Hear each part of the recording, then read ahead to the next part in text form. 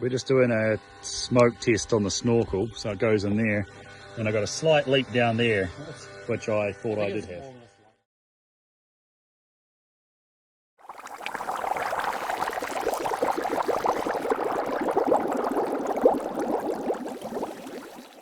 Rightio guys, welcome back to the channel. On today's adventure, we're not adventuring, we're under the bonnet. So due to some recent activities on a trip, we had an issue with a snorkel air intake system, which led to a blown motor. So depending on when this video comes out, you may or may not have seen that already.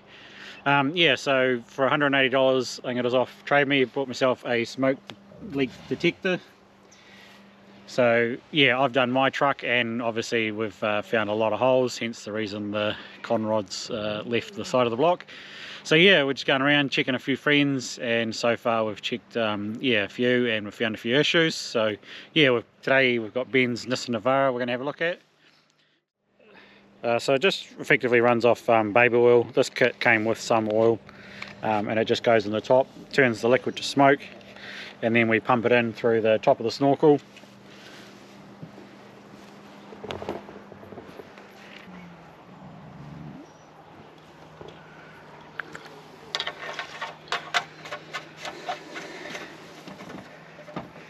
Rightio, we'll turn it on and see how we get on.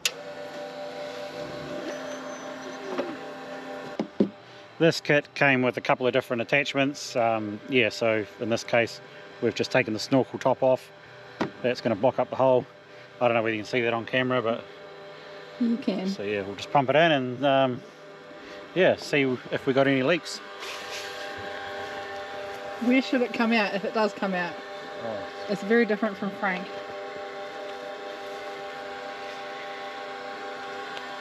Where's the... Do you know if it's got any leaks, or you just... Not a clue.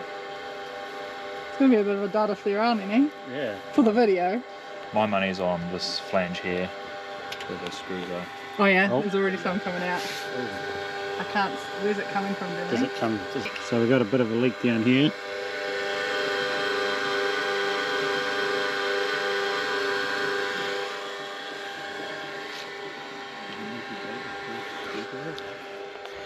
Rightio, so yeah, we can see we've got a pretty decent leak here, so now it's just a case of working out where it's coming from and then fixing it and retesting it. Rightio guys, so as you can see we've got some pretty good leaks. It's a aftermarket snorkel. It is made for this vehicle, and it has been installed by the owner of the vehicle. He knows it wasn't a very good install because he did it himself, he says. But yeah, as you can see, there's quite a bit leaking going on here. So yeah, we'll have to make some changes, and then yeah, I'm sure over the next wee bit he'll do some rechecking. It's well worth it. Yeah, it's well worth it. It's $180 or whatever it was off Trade Me. I'm sure they sell some cheaper ones on Temu, but at the end of the day, if it saves your 15-20 grand motor, you know, if 3 of your mates go into it, it's only $60 each. So you know, if a mechanic was charging you $60 to check your snorkel, and it saves you from blowing up a $15,000 motor, it's a pretty good investment, I thought. So yeah, we'll do some more checking of other people's vehicles over the next couple of weeks and see how we get on. So this is a Toyota Surf we checked, and as you can see it's leaking around the factory airbox seal. So this was a Jeep Wrangler that we checked. It had a pretty custom airbox with a blanking plate siliconed over the end, as you can see. It also had some non-factory drain holes drilled into the bottom of the box that was leaking pretty good too. We also checked this GU Patrol. Yeah, it had a stainless steel snorkel and a fabricated airbox. But as you can still see, this one obviously had something leaking from down underneath. Oh, she's leaking already. Oh, she's puffing out there.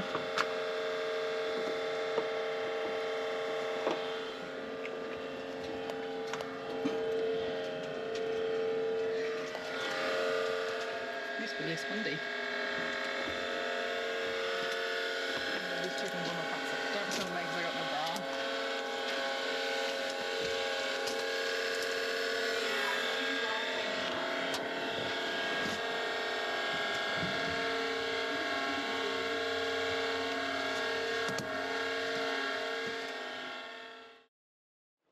Rightio folks, so as you can see we had some pretty good leaks, hence the reason Rodney came knocking and exited through the block. So yeah, this plastic corrugated convoluted stuff is obviously not the best stuff to do your snorkel tubing out of.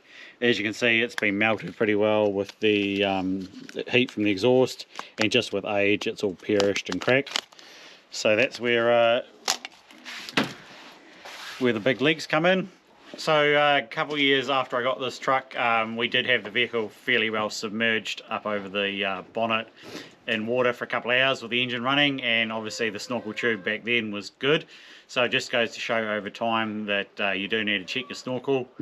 Yeah, the convoluted plastic stuff, obviously not the best, but hey, even if you've got a factory gearbox that's got a lot of plastic in it, plastic does break and degrade over time. So once we do get this all fixed back up and going again, I'll probably be doing an annual check on my snorkel just to make sure it is still sealed up.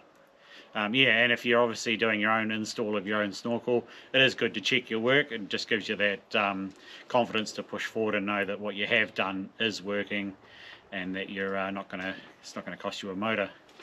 In saying that, when you pay a workshop or someone else to fit your snorkel for them, it'd be worth asking them whether they have checked it or not.